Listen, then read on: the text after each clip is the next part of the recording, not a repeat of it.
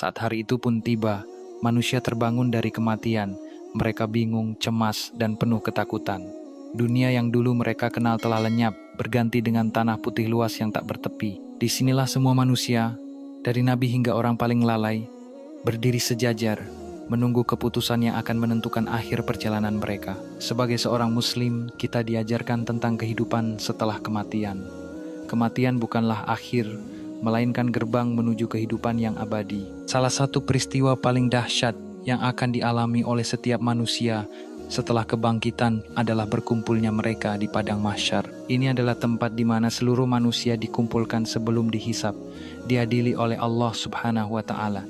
Tidak ada yang bisa menghindar dan tidak ada tempat untuk bersembunyi. Padang mahsyar adalah tanah yang datar, putih, dan luas. Dalam sebuah hadits riwayat Muslim, Rasulullah Shallallahu Alaihi Wasallam menggambarkan bahwa manusia akan dikumpulkan di tanah yang belum pernah diinjak oleh siapapun sebelumnya. Tempat itu kosong, tidak ada tanda atau bangunan yang bisa dijadikan perlindungan. Matahari didekatkan hingga hanya berjarak 1 mil.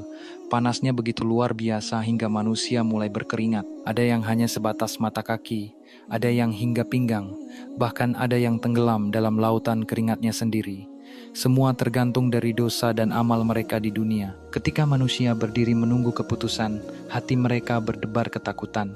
Al-Quran menggambarkan kondisi mereka. Hati manusia pada waktu itu sangat takut, pandangan mereka tunduk. Quran Surah An-Nazi'at ayat 8 hingga 9. Ketakutan yang luar biasa menyelimuti mereka, karena saat itu tidak ada lagi kesempatan untuk kembali dan memperbaiki kesalahan. Kemudian, manusia mulai dipisahkan ke dalam kelompok-kelompok.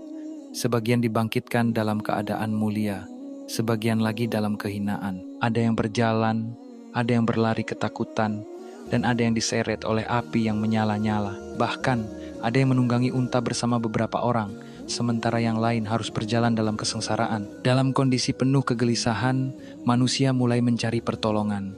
Mereka mendatangi Nabi Adam, tetapi beliau menolak karena merasa tidak pantas. Mereka kemudian beralih ke Nabi Nuh, Nabi Ibrahim, Nabi Musa, dan Nabi Isa, tetapi semua menolak dengan alasan yang sama. Hingga akhirnya, mereka mendatangi Rasulullah Muhammad Sallallahu Alaihi Wasallam.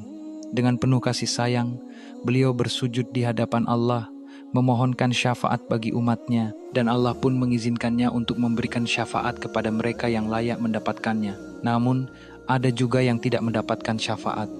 Mereka yang di dunia sombong dan menolak kebenaran, kini berdiri dalam keadaan telanjang, hina, dan ketakutan. Rasulullah Shallallahu Alaihi Wasallam bersabda bahwa pada hari itu manusia dikumpulkan tanpa alas kaki, tanpa pakaian, dan belum dihitan. Namun, masing-masing dari mereka tidak peduli dengan pemandangan tentang orang yang tidak berpakaian, karena mereka fokus terhadap keadaannya yang sangat menakutkan.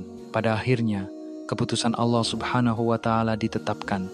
Orang-orang beriman yang amalnya diterima akan dipisahkan dan digiring menuju surga dengan penuh kemuliaan. Sementara mereka yang ingkar akan diseret oleh para malaikat ke dalam neraka.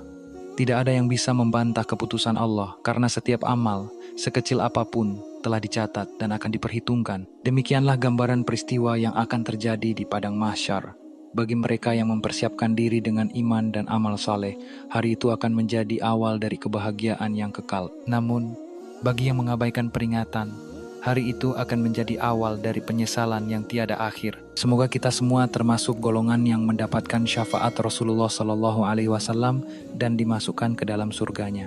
Amin Allah ya Rabbal Alamin.